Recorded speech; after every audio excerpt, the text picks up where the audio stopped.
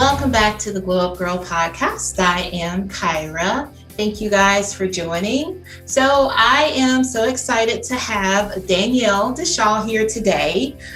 Danielle is a career coach for women, and she is going to give us some good information today. So welcome to the Glow Up Girl podcast, Danielle. Thank you, Kyra, so much for having me here. I'm really excited to be here and to talk to you about this. Yes, awesome. Well, this definitely talking careers, talking where to start, you can start somewhere, but you can also advance and change and transition. It's so awesome. And I'm so glad to have you here. Let's start with you. Let's talk about Danielle. Why don't you tell the audience about yourself? Okay, perfect. So for me, I was Danielle DeShaw. So currently today, I have a few different careers. So I have a day career in human resources. I produce and host a TV show in my spare time. And then I also have a business where I'm helping women really to kind of own their career journeys and really to explore their potential. And I find what's really interesting about me is I started my career in a microbiology lab. So when I say where you start your career is not where you have to stay or finish, it's really because it's a journey. And I've been very, very privileged to have this amazing journey where I've gone from microbiology lab, I climbed the corporate ladder, and then I was able to make some different career choices and step off and explore entrepreneurialism. And really that allowed me to get to where I am today. So I've worked in multiple industries, multiple divisions. And today I've landed kind of sitting on the fence with kind of one shoe in each world, corporate and entrepreneur. And I found that actually completes all of me. It makes me feel really whole. Oh, I love that. So let's talk about the transition. So from where you started, what inside of you, what spurred this change for you, where you said, I want to try this, or I want to be doing something different? Absolutely. So I think where it really started was when I was in university, I took a class and it was a communications class. And we had to get really clear on kind of where we wanted to go after our university when we were done. And I got it in my head at that point in time was by 40, I wanted to make a certain amount of money and have a certain title. When I got into my first career, it's almost like I was hungry. I was always learning, hungry to learn something new. And what's the next challenge? And how can I apply that to what I already know to kind of take that next step?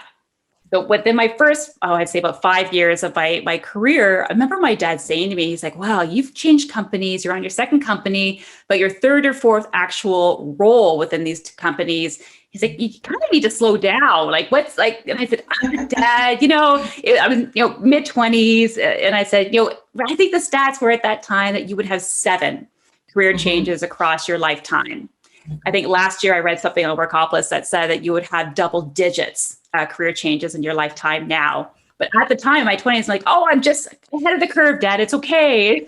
I was always constantly exploring and how can I challenge myself? I was always about, let's get really good at what I'm doing now. And then what's next and what's next. And I wasn't afraid earlier in my career to change companies and to change different roles and what I was doing. So I think that's really kind of where I started. And that's really what has been able to propel me through these different transitions that I've had across my career.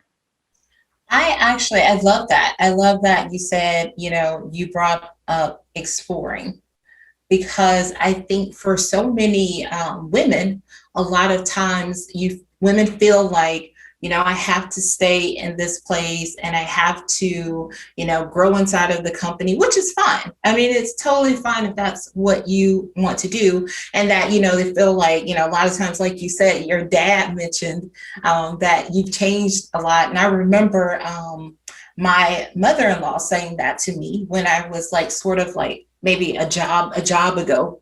She's like, oh, well, the grass isn't always greener on the other side. And I'm like, that's crazy. I was like, that is so crazy, but then, you sort of have to look at it from that generational aspect, for them, it was all about you getting in a company and you being loyal in that company and growing inside of that, in that place. But also, I'm like, well, I don't want to just be doing something just because somebody thinks I'm supposed to be doing this. And I think, like, so I love that you mentioned just being open to exploring different opportunities, because you never know where you can find the thing that you're is meant for you, the career that you're really good at and what you're supposed to be doing. So Absolutely. Absolutely. yeah. I think in so many times too, companies necessarily don't always have the role, like that next best role for Hmm. you because Yeah. of the industry they're in or the Yeah. product or the service they're providing. So I think sometimes where you want to go next just doesn't Hmm. exist in your own company. So you would at that Yes. point have to make that choice. Do I stay or do I go? And that is another great point. I think that in today's like world, a lot of HR like departments, and don't get me wrong, I think it's a lot about the individual sort of like driving your career and figuring out what you want to do. But I think it's on the onus of the company when someone wants to stay there. Like if someone has a real interest in, I love this place, I want to be here, but I want the opportunity to grow, that I feel like, they have to provide like a career roadmap. And I'm finding that so many companies now don't really have that, or they don't understand what you do. So you sort of get lumped into this, like, so I'm a marketer by day. And I am a marketer that can sort of do, like, I've done all the things like in marketing. So obviously, and it's probably because of my generation, like I'm Generation X. So we sort of just grew up like picking up skills and doing things. And so I was always open to like, oh yeah, you need some help with that, or that's something new I can learn, I'll learn that. And I've learned, with like millennials, a lot of them were more focused in areas of like, this is what, I like to do. I'm a content marketer, or I'm a digital, or I'm an SEO, I have these like specialties. And so it's really hard for the person that has like the big bucket skill set, because most times I find that like jobs don't quite know what to do with you. They don't know how to, like they can't put a label on like what you do. So it's often like, oh, well, I mean, I do a lot of things. So what do you want to? I'm like, well, I mean, what would you think that someone that is in a group and they may be a senior leader and they know how to do like all of these things, what would you think the next ideal step for that person would be? Now I know what I think it is, but why do why don't company? Mhm.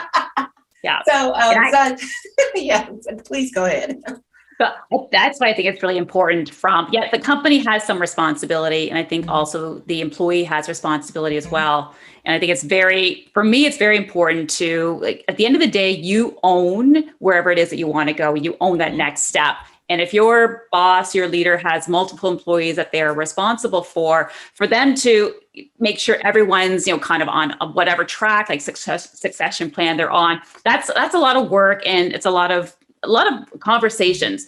So I'm always big on, and what I've done in my career, and I've gotten much, much better at over the years, is knowing more exactly what it is that I want, Mhm. and having the confidence and the courage sometimes to have those conversations with my leaders to say, this is what I want. This is what I don't want. This is where I see myself. This is the roles I really don't want to be in.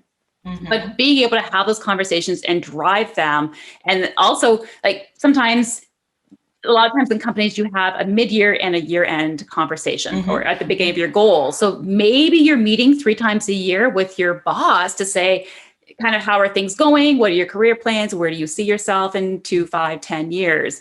But I think it's really those more consistent conversations that you need to have Mhm. with your boss, with your leader, so that you're always top of mind when Mhm. opportunities come up that match your skill set, and you're Right. very clear on what your strengths are, what your skill sets are, that you're always top of mind for when opportunities are there. So people are always thinking, oh, here's this great job. Let's give it to Kyra. Kyra's perfect for it. Let's go talk to her first before we post or do things like that. Mhm. But Mhm. I think it's important to own your journey, but which means at the end of the day, knowing what you want.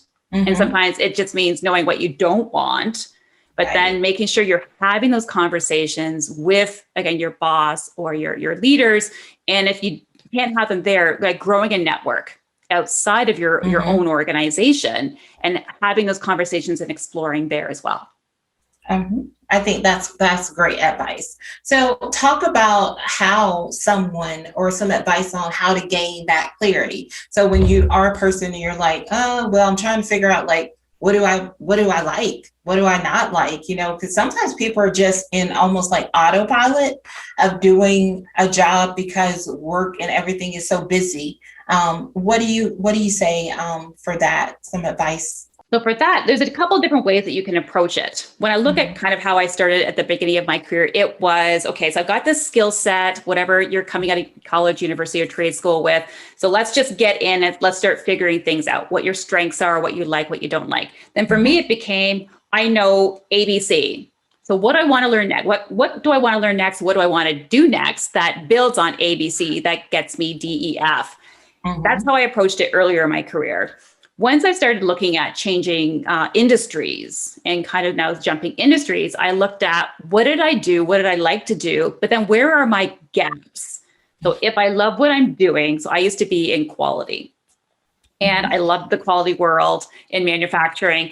But I got to the point where in my growth, I'm like, well, in order for me to be a much better person in my quality role, I really need to learn about the manufacturing side of the business. So when I transitioned to a completely different industry and a different division. I went into the manufacturing division in order to get that skill set and that knowledge and those the awareness of how the actual works versus sometimes in quality. I think, oh, like when I designed systems and processes and everything looks great on paper, but then to actually bring it down to the shop floor was very different. So wanted to fill a gap. So that's another way of looking at knowing what you want or kind of how to start progressing through your career is what gaps do you have that would make you better at what you're doing today that you really like. And then it also, now I'm at the point where's the challenge? So again, I'm 15, 20 years now into my career. It's now become what really fulfills me. Right. And where am I getting the most joy out of what it is that I'm doing? And how can I insert more of that into what it is that I'm doing on a day-to-day basis? And so for me, that became that now I've got this day career, which I love, in human resources, helping others through their career.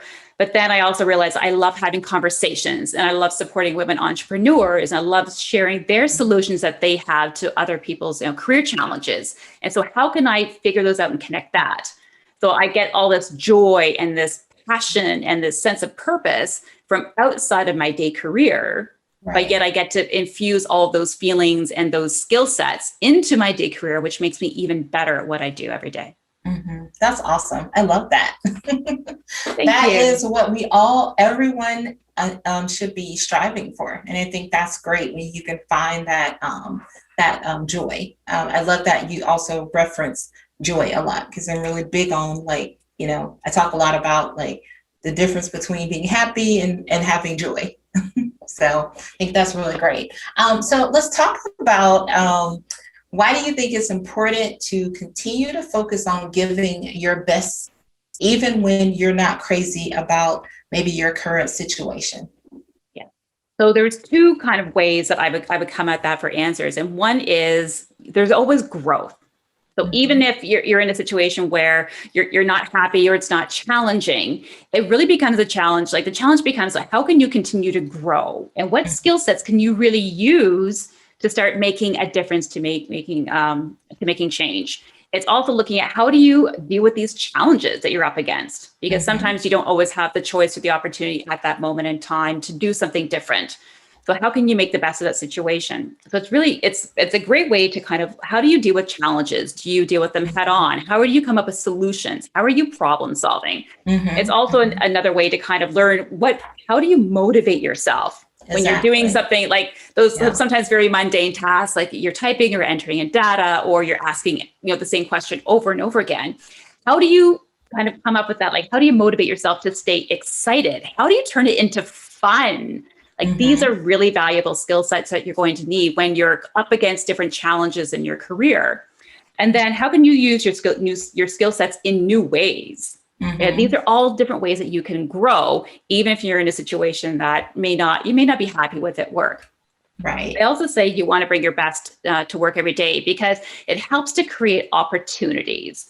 when you're still, giving it your best, people see that outcome, and you want that really more positive outcome coming from your work. Again, it could be through your metrics, it could be through your goal achievements, but you want that to showcase, because then as opportunities again open up within your own organization or with your own network, people can say, oh my, like, again, they're going back to what they know and what they see you do, and that seeing that you're going to be really good at something else. So you want to make sure that you want to continue to keep having opportunities open up for you, and that people remember you for them. They want to, and also for me, it's the mindset piece. Mm-hmm. So if you're continuing to give your best and coming at what you're doing with the mindset of, it's going to take me to where I want to go next, mm-hmm. or I still want to make sure I'm serving others in the best way, it puts you in a much better mindset, so that when you actually do start going to look for different opportunities, whether it be a promotion or you're looking to leave the company, you're in a better place. You're going to come at new opportunities with a different perspective. And if you're in interviews, you're going to be a lot more excited, mm-hmm. because you know that everything that you have done has brought you to this moment now, and you want that to be a really positive moment for yourself and then whoever you're serving. Yes, I agree with that. I definitely think mindset is so important, because you're going to take that, like who you are and how you respond to things. That's always going to sort of be like a foundation for you, right? So if you go somewhere else and you start to come up against those same challenges, or, you're like, oh, well, this feels just like the old thing, the old job. At some point you have to sort of look inward at yourself. And I do think that you're right. It's about like discipline. It's like, how do you want to show up for yourself? Like, you take all the people out of it. And it's just like, how do I want to show up every day for me? Like, I am a hard worker. I want to win. I want to do the best that I can do, whether I'm happy or here or not, I'm still going to do a great job, because that's who you are at the core. And I think that when people get to a point to where they're just sort of like not, just like floating through the day, or they're angry at work, or they're just like, I don't want to do it, or whatever. They're just not turning in like their best. Then that shows. And I think that's going to follow you, because you're going to go to a different job, or you're going to start a business, and you're going to still have that same mindset of, like when the going gets tough, then you're going to just like, I don't want to do this anymore. Yeah. It totally impacts the quality and the output of your work. And it could be, you're making a lot more mistakes because you're just not engaged. Well, then that's, again, it becomes almost like that reputation, and people are like, oh, well, maybe I don't want to work with her because, so just, mm-hmm. again, you want to make sure you're putting in like the best of yourself. Yes. So you want positive outcomes. Everyone's going to have a bad day, and some days you're not going to always like everything you do, but it's focusing on the bigger picture and really looking at, so how can I still continue to give my best, even in this moment, which may be challenging, but how can I do that? Because you're looking at the bigger picture. Right. Yep. Just remember to breathe. Yes. Breathe. Always breathe. Walk away from your desk. If you're still working at home, and you can go outside, go play with your puppy or your pet, or your kids or something. Just, take a step away. All right, so let's let's talk about how people can get started. Say you are at a point where you're like, oh, I've been in, finance for 10 years, and I don't want to be in finance anymore. I really think that I would be good at, no, I'm a good baker. I bake cakes and desserts, and I'm great at that. So what advice would you give to anyone who's considering a career change? What do they need to do first? So the first thing that I would kind of advise on is get very clear on what it is that you're looking for and what it is that you want. And then also why. So why are you looking for a career change? If it's small, it might be a little more obvious. But if you're looking, again, going from, say, finance to baking and starting your own business, there really has to be that bigger why. What's driving this? And because I think that almost becomes sometimes the motivation that you need when things are getting a little more challenging or tough. And it's also, to me, it's connecting in with like yourself. And it could simply be, you know what, I'm looking to grow in a different way. I'm looking to feel purposeful in my career. And these are all great answers, and no two answers are going to be the same. There's no wrong answers when you start asking yourself these questions to get very clear on what it is that you want, and then why. Why is it important to you? Mm-hmm. And if you're making, again, I would think, career transitions of any kind, advice is start networking. If you haven't already been doing it within your career, start networking. It could be on LinkedIn. It could be talking to your friends and asking for different introductions. But if you're looking to make like different career changes, talk to someone who works in that industry. Mm-hmm. Something that's really popular right now that I'm hearing a lot about in my network is like informational interviews. Mm-hmm. Again, finding someone who knows someone in the industry that you want to be in, connecting with them, and just saying in an email, saying, I just want to take up 10 to 15 minutes of your time to ask a few questions about what it's like to work in your industry, some challenges. I'm interested, but I want to make sure this is the right step for me before I start moving forward. At the end of the day, you're building your network, you're getting the clarity that you need, and then you're also helping to identify your skill sets you already have that would be perfect for the move that you want to make. And then you also may identify the gaps that you may have as well. And then you could always ask, like, what's your advice or feedback for to help me to fill those gaps, and what is it you can do? And then you're growing your network, because you never know. There's the hidden job market. You never know who someone in your network knows. And again, it's coming out from that very positive place. You want to be top of mind, so when opportunities happen, people remember you. Mm-hmm. Now, do you find it's harder for women to transition from one career to another?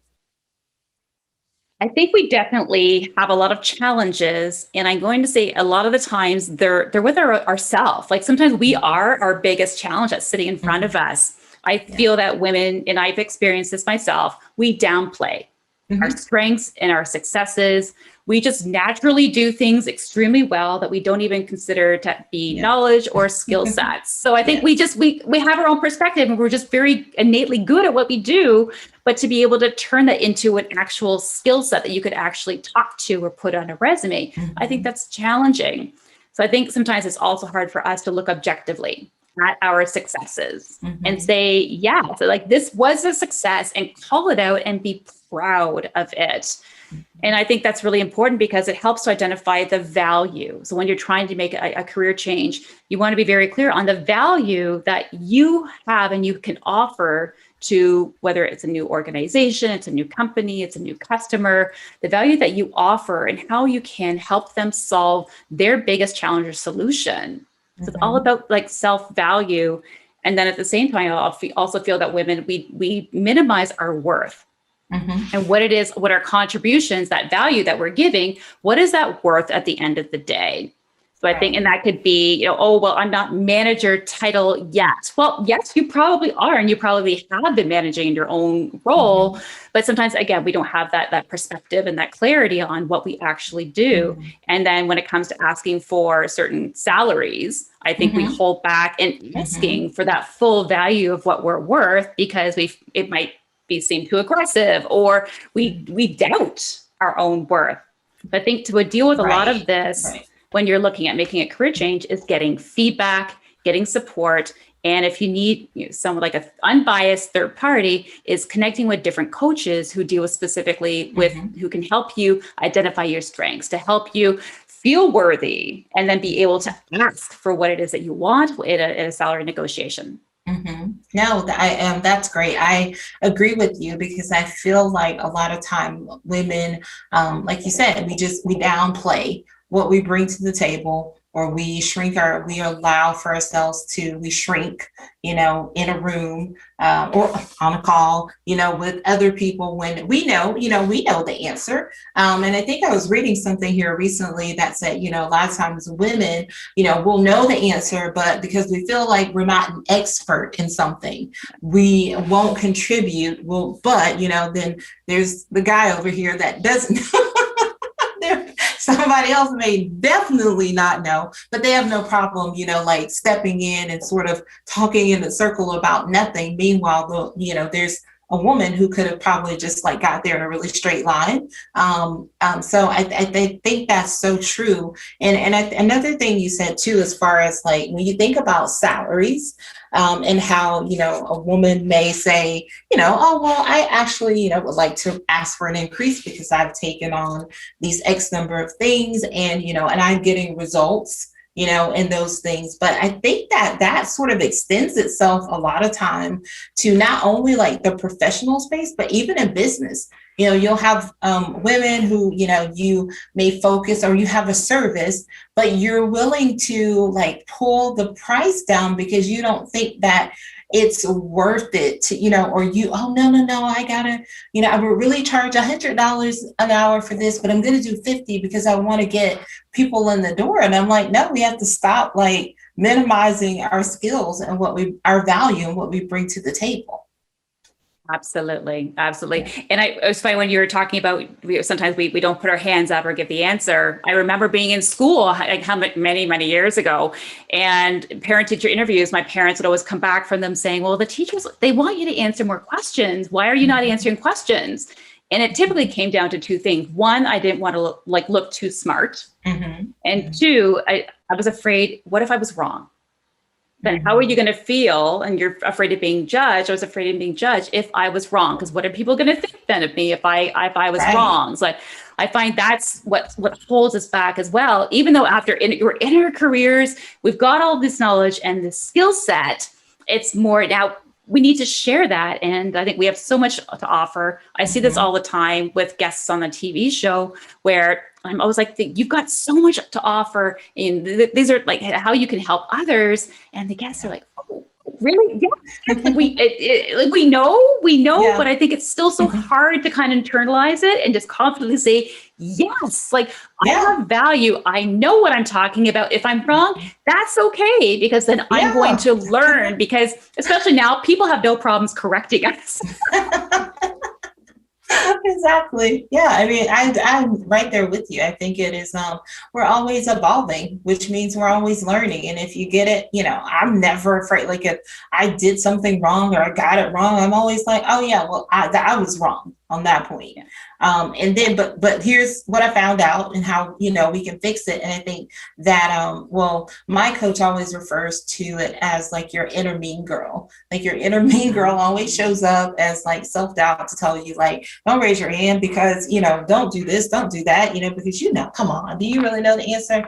And it's just sort of silencing that and just being like, here are my thoughts and giving that. And I found that more times people will listen because, most times when women are raising their hands to speak, they do genuinely have something of value to add. It's not just someone raising their hand to just talk and be seen. So I think that's really important out there, ladies, for you to continue to do.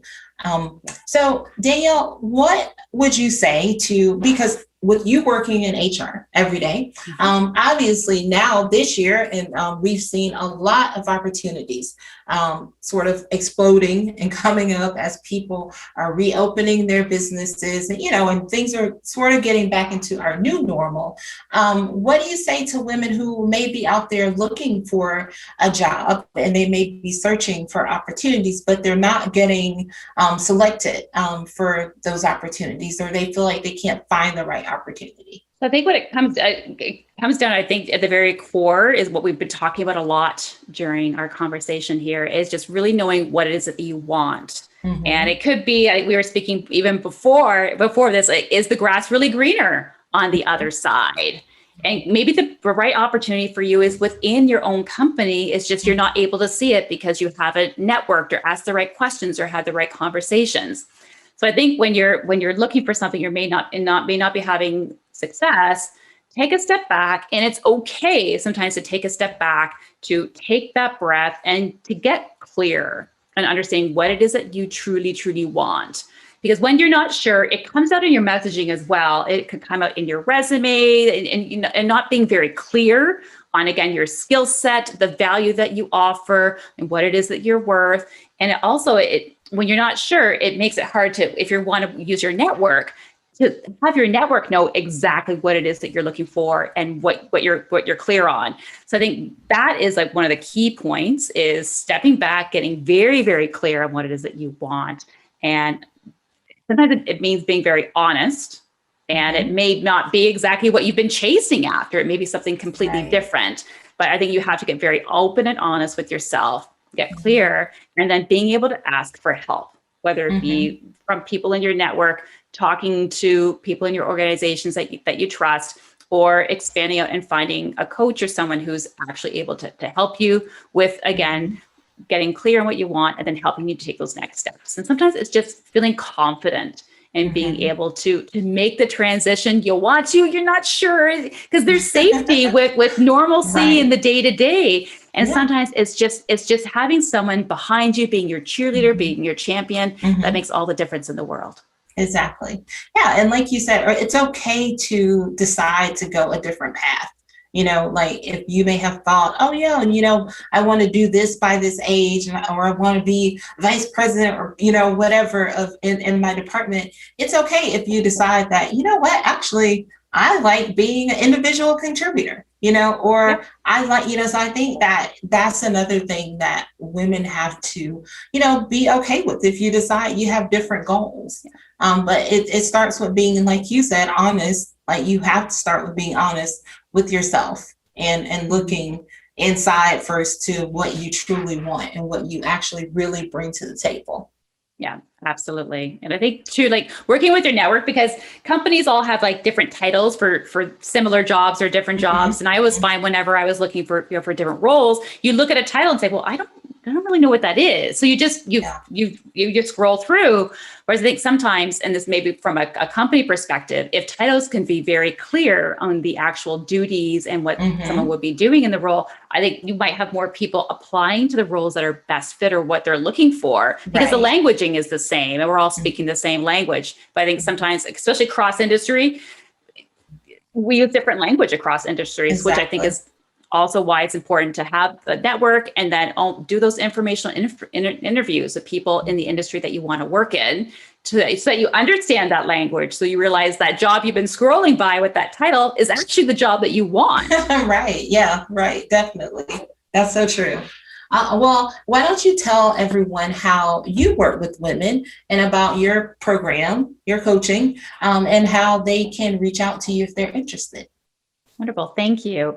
So I work with women in a couple of ways. The first is, so for women who are really looking to explore their potential and even who are slightly interested in becoming an entrepreneur, but they're not quite sure because it's very different worlds, I work with them through a coaching program. It's a very unique program where we focus very heavily on mindset for the first 3 months. And then we start diving into skill sets and like those deeper, tangible outcomes as we're also building on the mindset as well. The other piece that I do is I work with women entrepreneurs who really want to get more comfortable and confident being on camera and connecting with their audiences with authentic conversations without worrying about all the tech and feeling salesy, but really having those authentic conversations. And I really focus on the live piece and doing things live, because if you want authenticity, live is it. It's also the easiest way, the less tech, like it's just pushing a button and going. So I love helping women entrepreneurs to really kind of position and promote themselves as the experts that they are, providing the value that they have and doing it confidently on camera. Awesome. That is great, because that is so true.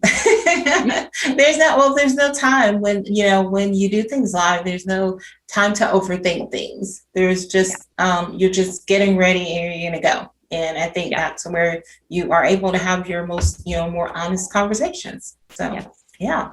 And how can the audience find you online? How can they connect to you? The best way to connect is either on LinkedIn, Danielle DeShaw, or you can follow me on Instagram. So Danielle DeShaw 11, or my business account is Own Your Journeys. Awesome. And I will definitely drop this information into the show notes so that you can easily find it out there. All right. Well, great conversation. I could talk about careers and and changing careers, staying in careers. I talk about that all day, because I think it's It's an amazing discussion to have. And I think you learn something. I know I learn something different every time. Whereas you're thinking like, oh yeah, I could do it this way. But I love that you really are driving home the thing that it is about connection and finding, working in your network and doing the informational interviews, because people are really excited to like talk about what they do. If you reach out to them, like when I've done informational interviews in the past, like I rarely have had somebody say like, no, I don't want to do it. I mean, because people like to talk about themselves and what they do. Yes. And you're approaching it with the, I have a challenge, you have a solution. And yeah, it's again, we're approaching it with that very positive mindset as well. So they're very powerful. Yes. All right. Well, now we're going to move into one of my favorite parts of the show, 5 things. So 5 things with Danielle. I'll ask you 5 questions. This just helps us to get to know you on the inner workings of Danielle's mind. And I always like to start with this question for anyone that's on the show. How do you start the day? So how I start the day, I will be very honest, it all depends on where I'm going for the day. So if I have to head into the office, then my day starts a little bit differently than if I'm going to be working from home that day.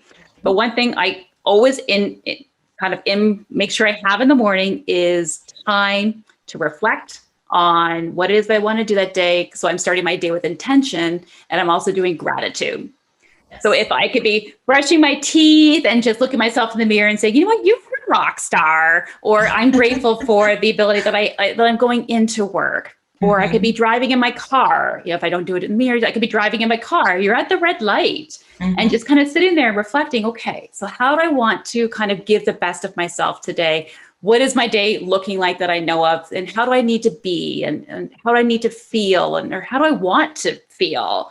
And then breathing, again, that stoplight, if you happen to kind of relax a little bit, the person behind you will let you know when the light goes green and you can move on. But for me, it's all about finding those moments just to myself where I can relax and be grateful and say a little affirmation for myself and just really be intentional about how I want to start my day.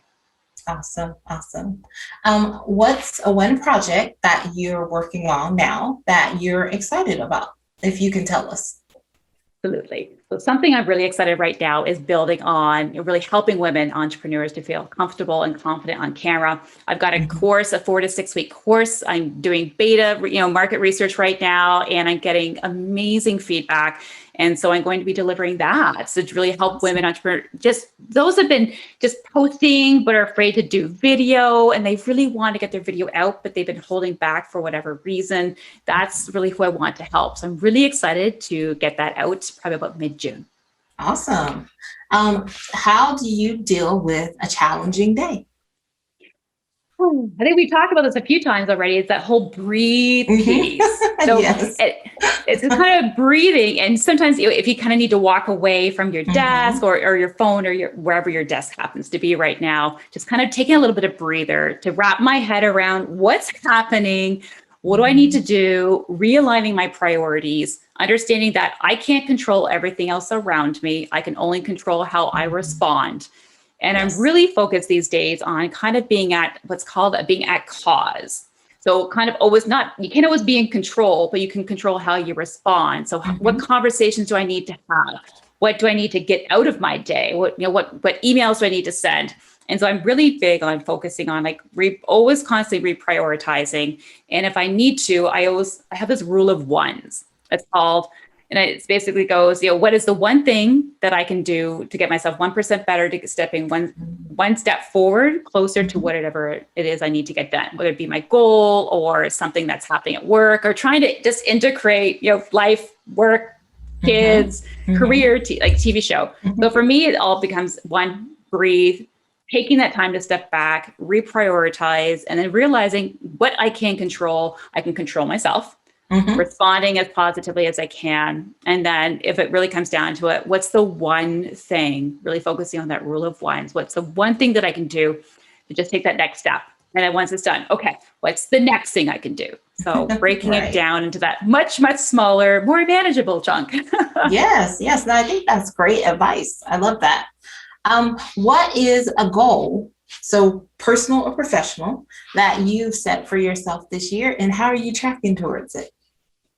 Oh my gosh, a goal for me, I would have to say from the business side of it is really it's that course. And really I want to Mhm. help. If I put a number to it, because I'm a metrics girl, I want Mhm. to help 1,000 women, get clear on what that next step is and then take it and whatever it means to them in their career. So it could be as simple as someone coming onto the TV show, someone taking a course, someone just getting clear on the fact that I'm okay to get up and do a presentation at work. Like that's the next step in your career. It's understanding what's a challenge you've been facing and then overcoming that challenge. So that's a goal that I have for this year. And it could be something smaller, it could be something huge, but it's all about, kind of the perspective of helping women to take that next step Right. and exploring their potential and moving towards what they really want to do with their career. Awesome. Love that. And last, how do you end the day? How I end the day is very similar to how I start the day, where I Mhm. just kind of, again, where I'm brushing my teeth or, kind of climbing into bed. And I think about like, how did the day go? Did it Mhm. go as great as I wanted to be? If not, okay, so what can I maybe do differently tomorrow? Again, looking at my successes, celebrating those, and also again that whole place of gratitude. Like, what am I grateful for? Like, I'm grateful for the fact that I was able to have one connection today that was very powerful. I Right. was grateful because I was able to get my huge list of to-do lists done and checked off. So Mhm. looking at the day from that place of gratitude, you're kind of starting and I end it from there. And I don't know, to me it just helps to calm me down and Mhm. helps me go to sleep a lot better. Yeah. Yeah. No, I think that's Yeah. definitely great. I love that. Awesome. Yeah. Well, thank you so much, Danielle. Thanks for playing. Look, thanks for playing along with that. I love that part of the show. But thank you for coming on today. This was such a great conversation, and I wish you so much success. Please ping me when your course is ready. I would love to be able to share it with my audience to say, hey, get over there because I think there are a lot of women entrepreneurs out there that really are in need of that service. I mean, I may even have to sign up myself because because I was one of those people at You. first that I was like, I don't want to do this video thing, but then I started getting a lot of notes from people saying like, well, can you record like the podcast too so we can see you and like the people you talk to? So yeah, I was like, yeah, sure, I can. Wonderful. So, yeah, so please keep us posted. Much success to you in the future. Thank you. Thank you. You as well. What you're doing with this podcast and Glow Up Girl, this is just, it's amazing. I love how you're helping to create this safe place for women to really kind of explore their potential as well and really evolve in their career. Awesome. Thank you. Well, stay tuned, everyone. I'll be right back.